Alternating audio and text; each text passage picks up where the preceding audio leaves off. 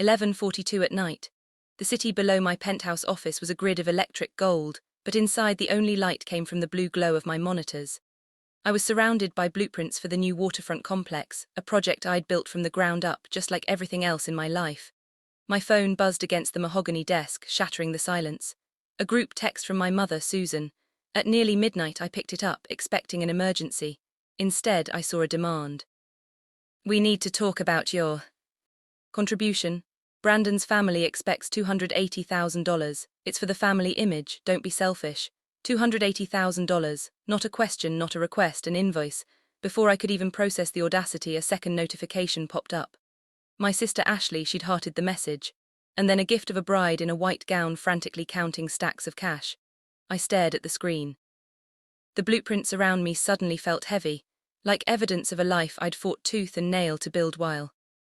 They played house. For years I'd been the silent partner in their dysfunction, the safety net they never acknowledged but always used. But this wasn't just a request for money. This was a declaration of my worth in their eyes. To them I wasn't Chloe the daughter or the sister. I was just a bank vault with a pulse, and they thought they knew the combination. Before I tell you what I did next, drop a comment and let me know where you're listening from. Have you ever felt like your family only calls when they need something? I'd love to hear your story. I didn't reply. I didn't throw the phone across the room. I just set it down face up and let the screen go dark. In my line of work, you learn early that emotion is expensive. Panic costs you leverage. Anger costs you clarity. So I did what I always do. I audited the situation. I walked over to the floor-to-ceiling window looking out at the skyline I helped shape. They called me the utility player growing up. Ashley was the star, the model, the influencer, the one who needed protecting. I was the one who fixed things, the one who did the homework, paid the bills and stayed quiet. But they never understood that being the utility player means you learn how the game is rigged. My mind drifted back to 5 years ago. The college incident. I was 22, accepted into a top-tier business program, but short on tuition. I'd sat at their kitchen table armed with a spreadsheet, begging them to co-sign a student loan, just a signature.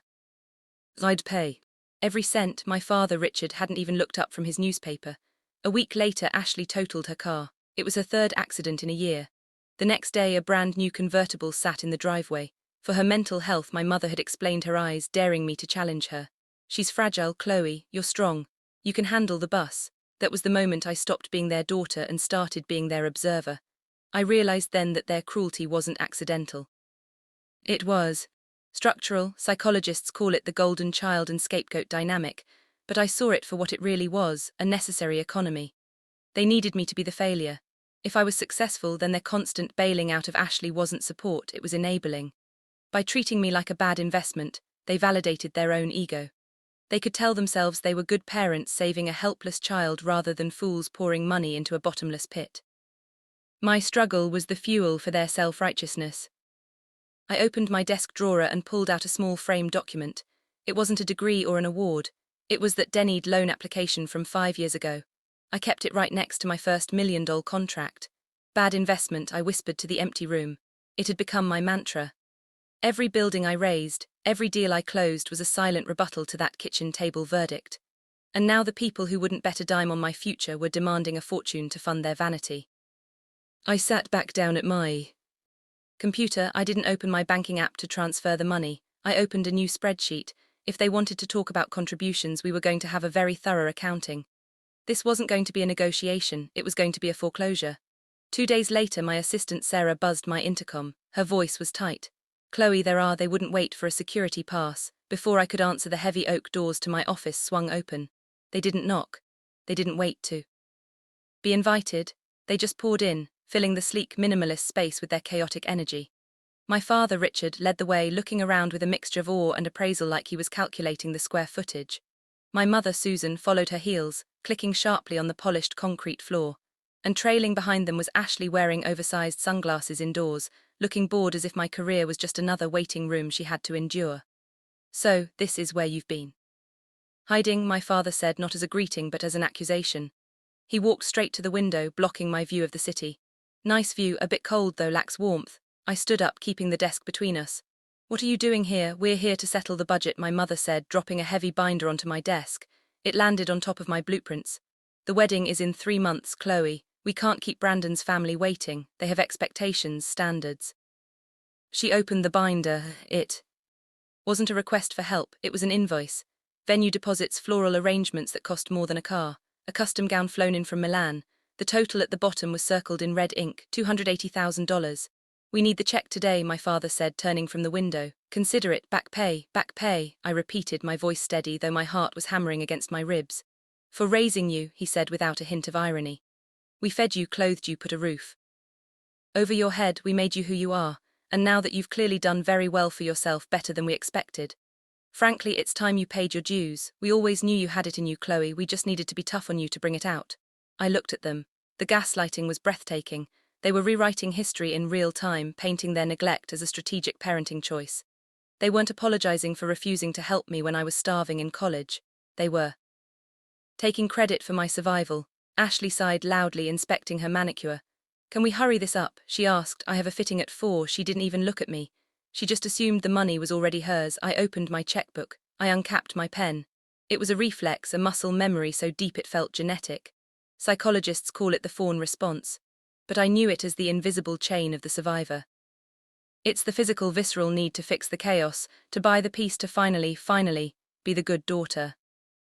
Even though I was a CEO, even though I commanded millions of dollars in assets in that room under my mother's expectant gaze, I was 7 years old again, desperate for a gold star. The tip of the pen hovered over the pay to the order of line. My hand began to tremble, just a micro tremor at first, then a violent shake. The ink bled into a small, jagged blot on the paper. I stared at that blot. I thought about the invisible chain. It's the lie that survivors tell themselves.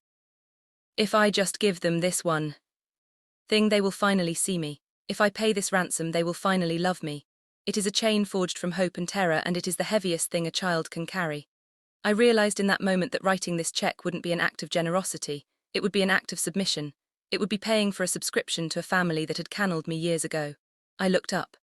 Ashley was checking her reflection in the glass of a framed award on my wall, my Developer of the Year award. She didn't care about the award, she just wanted to see if her lipstick was straight. My father was already mentally spending the money, his eyes scanning the room for more things to critique. My mother was smiling, but it wasn't a smile of affection. It was the smile of a predator who sees the prey limp. We don't support bad investments, I heard my father's voice echo from 5 years ago. The tremor in my hand stopped. The chain snapped. It didn't break with a loud noise. It broke with a sudden icy silence in my chest. I looked at the check, then at the pen. I wasn't going to buy their love. I couldn't buy what didn't exist. This wasn't a family meeting.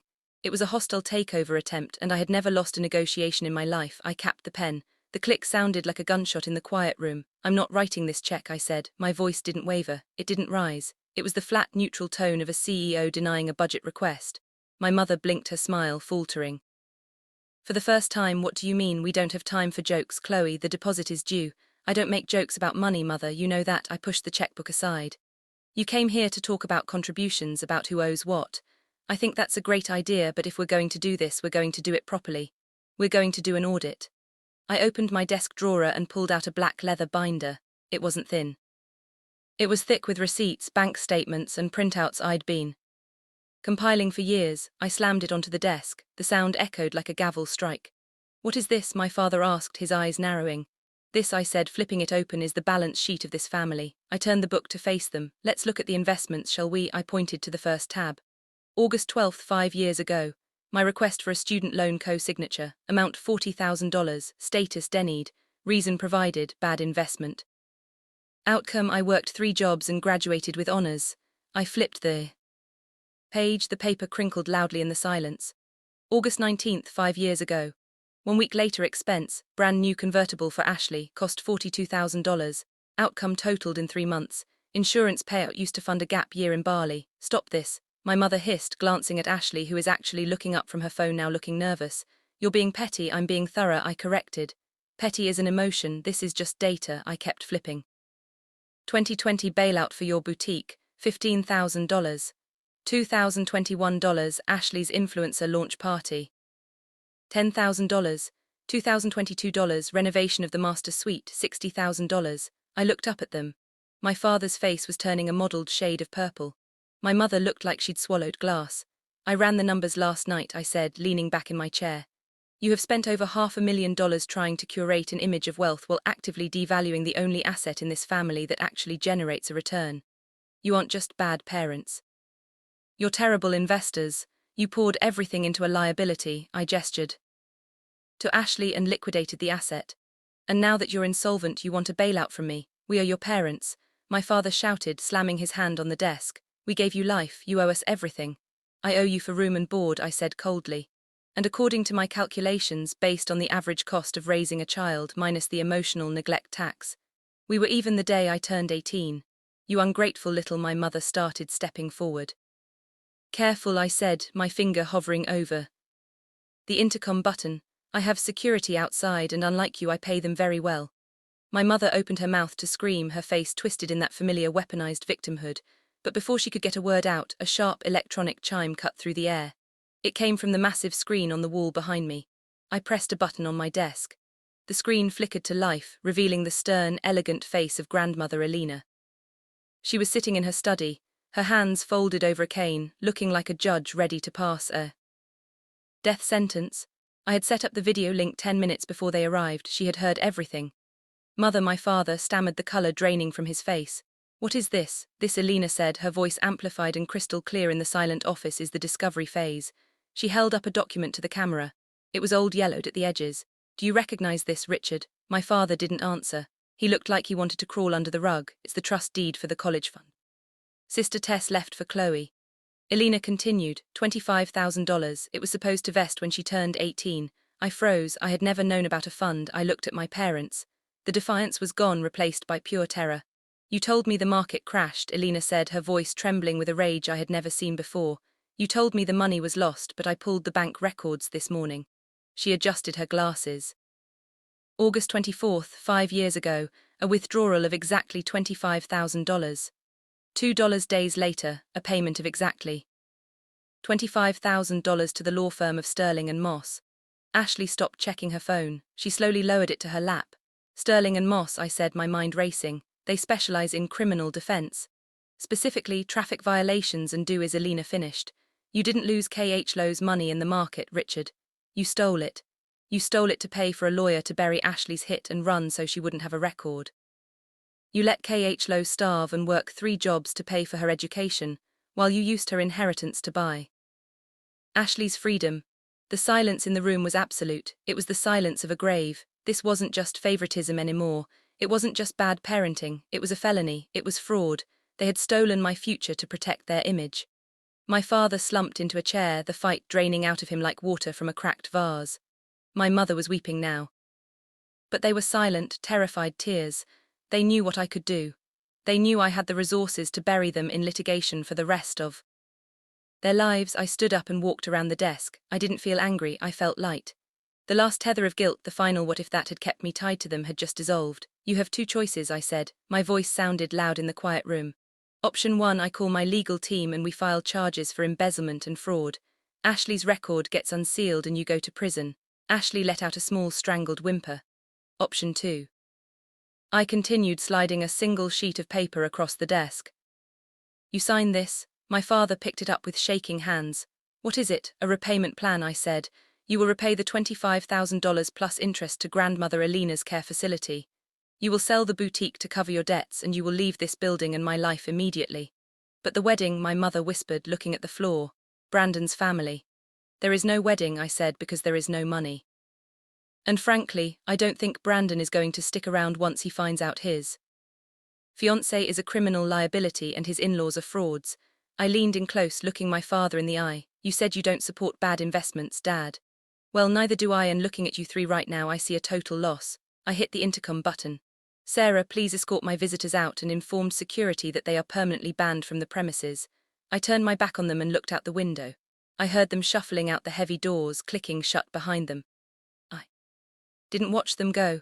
I was too busy watching the city lights turn on one by one, illuminating a world that was finally completely mine. The fallout was swift and brutal. My parents were forced to liquidate the boutique to avoid prosecution. Ashley's engagement ended 2 weeks later. Brandon's family had their own audit process, it seemed, and fraud didn't fit their brand. The last I heard, Ashley was working retail, finally learning the value of a dollar she had to earn herself. But I wasn't focused on their collapse. I was busy building something new. 1 month later, I stood on the balcony of my penthouse, the ocean breeze cool against my skin. On the table in front of me sat a checkbook. I uncapped my pen, but this time there was no tremor, no invisible chain choking me. I wrote a check for $280,000. It wasn't for a wedding. It wasn't for a bailout. I mailed it that afternoon to the Alina Foundation, a scholarship fund I'd established in my grandmother's name. It was designed specifically for students who had been cut off by their families, for the scapegoats and the survivors who just needed one person to bet on them. I realized then that justice isn't just about destroying your enemies. That's the easy part. True justice is the justice of the sewer. It's taking the resources that were hoarded by the greedy and planting them in soil that will actually grow. My parents had tried to bury me, but they forgot that I was a seed. And now I was going to make sure others could bloom in. The light I created, I deleted the family contact group from my phone. One tap and they were gone. I took a deep breath, filling my lungs with salt air and freedom. The sun was rising over the water, clean and bright, shining on a world where I owed nothing to anyone but myself. If this story resonated with you, if you've ever had to choose yourself over the people who were supposed to protect you, please share this video. You never know who needs to hear that it's okay to walk away. If you enjoyed the story, hit like and subscribe for more story. Share this story. You are not alone. God bless you. Thanks for watching.